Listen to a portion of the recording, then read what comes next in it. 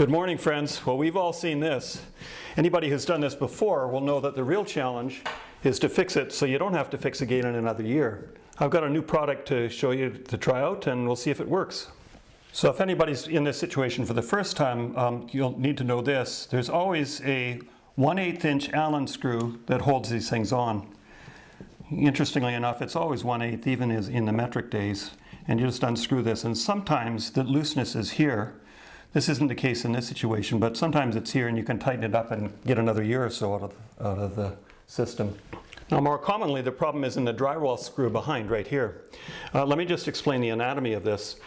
When they put these on, the first one is put onto a stud. There's a 2x4 stud behind this, and they put the first screw into the stud, and that one almost never fails. And so the weak point is always the one that just goes into a drywall screw. Now the drywall screw, unfortunately there's nothing behind it, and so that's why it fails.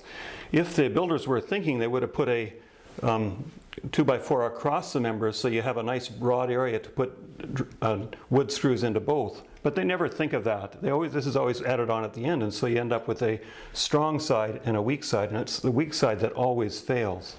Now, if the drywall screw has failed, one of the first things you can try is to put the screwdriver in and try and tighten it up. But the problem is, and it's the problem here, is that the screw is spinning. It's not catching in the threads of the plastic drywall screw. Now, a second option is to put in a larger screw, and in fact I've done this already in this one, and even the larger screw has failed, and so we need to do something more permanent here. So of course you want to do the best you can to try and avoid having to repaint. These little plastic drywall anchors are replaceable, and one option is just to replace them. That's how they work there. When the steel screw goes through, it flares it out and creates a flare, but we were spinning in the center of that, and so one option would be to replace this thing, but I'm going to try something quite a bit different. Well, here are the drywall anchors used in the vast majority of applications. These little things are worth about 10 cents. You just drill a hole and tap them in with a hammer.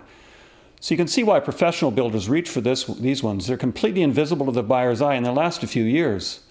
And these things are great for things like thermostats and control panels and devices that won't ever take weight, but for towel racks and toilet holders, they're just not durable enough. Now these bigger threaded anchors are larger and stronger, and they sometimes work for a while, but in my experience they eventually fail too, and then you end up with a bigger defect than you need to fix.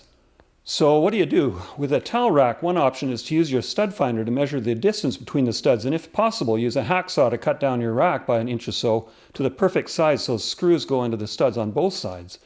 Of course, you can't do that with a toilet paper holder. At this point, most guys upgrade to something more beefy. Here's an old version. It flares out at the end.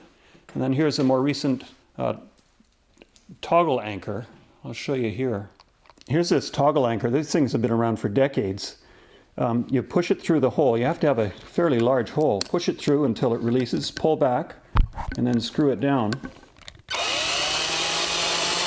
The problem with this kind of hole is that you need this large diameter hole, and it's much larger than the bolt that goes through it. And so if you're not careful, it might immediately sag down by half the diameter of the hole. You want to use Loctite on the thread so it won't tend to loosen and then shift over time. But even worse, because the bolt doesn't support the surrounding gyprock, the edge of the hole can erode away into an oval, letting the post sag down even more. Eventually it may look terrible. So let me show you what we're going to try out today. This is the first time I've used it. Now I should mention that there is no sponsorship here. I bought this off the shelf, and there's no ulterior motive. Let's look at closely how this thing works. Now it's got this toggle in here, but the closer you look, the more you realize it's very interesting engineering.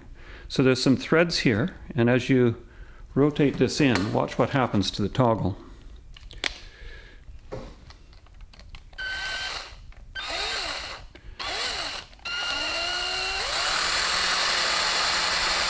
You see that? Isn't that ingenious? You see it's got this little U-shaped depression here that as the bolt is screwed in, it prompts the toggle to twist sideways.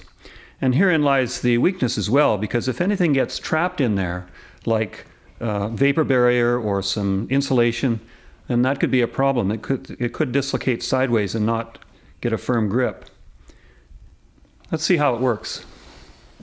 Now they say not to use this on an insulated wall, and I presume the reason for that is because the tip of this screw could grab the vapor barrier and not dislocate like that the way it's supposed to and then slide backwards. But I'm going to try this anyway. This is an insulated wall, but I'm going to try it anyway and just see if it works. At this stage, if it doesn't work, my only option is to take the drywall off and put a piece of wood behind so I get a more secure finish. Okay, now I'm through.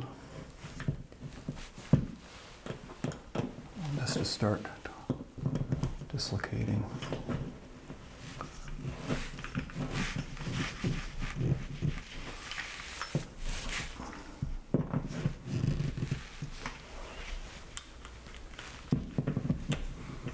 Wish me luck.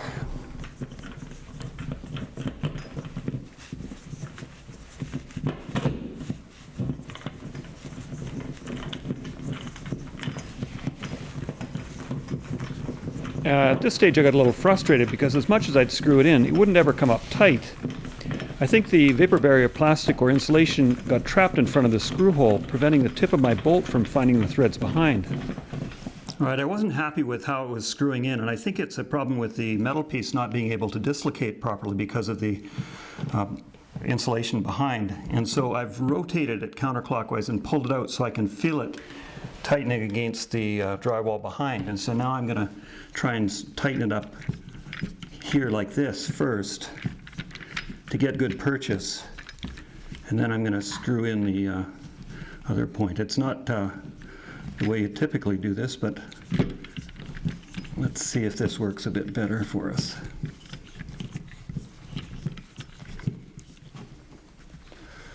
This attempt to pull back on the device to straighten the toggle against the back wall was a reasonable idea, but it failed as well.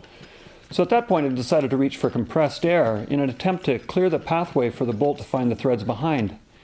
In this case I used canned air because I didn't want to drag the compressor hose into the house. Just as I was thinking about giving up, I felt it torque up and tighten down.